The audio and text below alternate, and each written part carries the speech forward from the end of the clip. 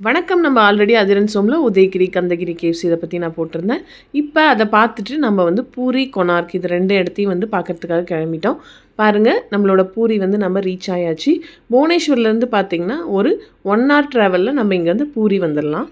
பூரி ஜெகநாதர் வந்து மரக்கட்டையில் இருக்கனால இங்கே இருக்க எல்லா வீடுகளும் கடைகளும் வந்து ப்ரௌன் கலரில் பெயிண்ட் பண்ணியிருப்பாங்க. இப்போ சின்னதாக ஒரு ஆட்டோ பிடிச்சி பேக் சைடு வழியாக நம்ம வந்து கோயிலுக்கு வந்து போயிட்டுருக்கோம்.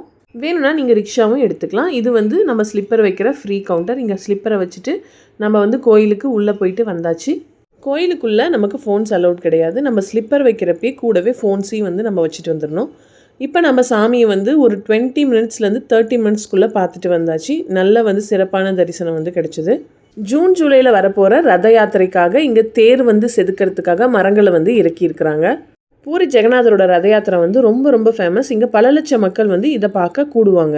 ரத யாத்திரா எதுக்குன்னா, ஜெகநாதர், அவரோட பிரதர் வந்து பலபத்ரா, சிஸ்டர் சுபத்ரா, இவங்க 3 பேரும் அவங்களோட ஆன்டி டெம்பிள் குண்டிச்சா டெம்பிளுக்கு போயிட்டு வருவாங்க.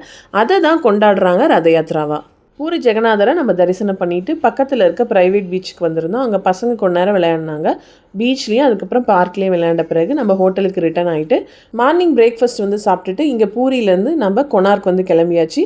நான் வந்து ரத யாத்திரா அப்போ ஜெகநாதர் வந்து குண்டிச்சா டெம்பிளுக்கு வருவாருன்னு சொல்லியிருந்தேன். அந்த டெம்பிள் தான் இது. பூரியிலேருந்து கொனார்க் வந்து ஒரு 20 to 30 minutesல நம்ம வந்துடலாம். பின்னாடி நமக்கு ஈசிஆர் மாதிரி ஒரு பீச் ரோடு இருக்குது. அதில் அப்படியே நம்ம ஸ்ட்ரெயிட்டாக போகலாம். ரோடு ரொம்ப நல்லாயிருக்கும். நான் ஆல்ரெடி இந்த கொனார்க் பூரி டெம்பிள் பற்றி நான் வந்து வீடியோஸ் வந்து போட்டிருக்கேன். அதையும் மறக்காமல் பாருங்கள். ஒரு 20 minutes ட்ராவலுக்கு அப்புறம் நம்ம இங்கே கொனார்க் வந்து ரீச் ஆயாச்சு. மார்னிங் டைமில் நம்ம இங்கே வந்தோம்னா சன்ரைஸை வந்து இங்கே பார்க்கலாம். அது வந்து இங்கே சிறப்பம்சமாக இருக்குது.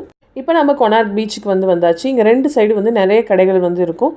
பசங்க அதே மாதிரி கொஞ்ச நேரம் விளையாடிட்டு வெயில் அதிகமாக இருந்தனால உடனே ரிட்டர்ன் ஆகிட்டோம். அதே மாதிரி இப்போ நம்ம எங்கே போயிட்டுருக்கோன்னா கொனார்க் சன் டெம்பிள் பார்க்க போயிட்டுருக்கோம். கொனார்க் சன் டெம்பிள் உள்ளே வந்து முன்னாடி வந்து டிக்கெட் வாங்குகிற கவுண்டர் இருக்கும். அங்கே டிக்கெட் வாங்கிட்டிங்கன்னா நீங்கள் உள்ளே வந்து ஸ்ட்ரைட்டாக போயிடலாம். இந்த கொனார்க் சன் டெம்பிள் எதுக்கு கட்டினாங்கன்னா, நம்மளோட சூரிய கடவுளுக்காக கட்டப்பட்ட கோயில். இதோட வடிவம் என்னென்னா, தேர் வடிவில் நமக்கு கட்டியிருப்பாங்க. சூரியனுக்காக கட்டப்பட்ட இந்த தேர் வடிவிலான கோயிலில் மொத்தமாக 24 சக்கரங்கள் இருக்குது.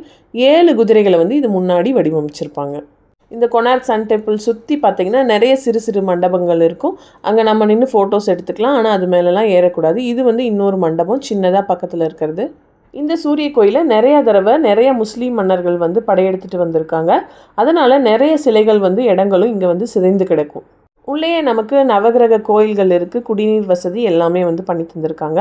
யுனெஸ்கோ லிஸ்ட்டில் இந்த கொனார்க் சன் டெம்பிள் இருக்குது.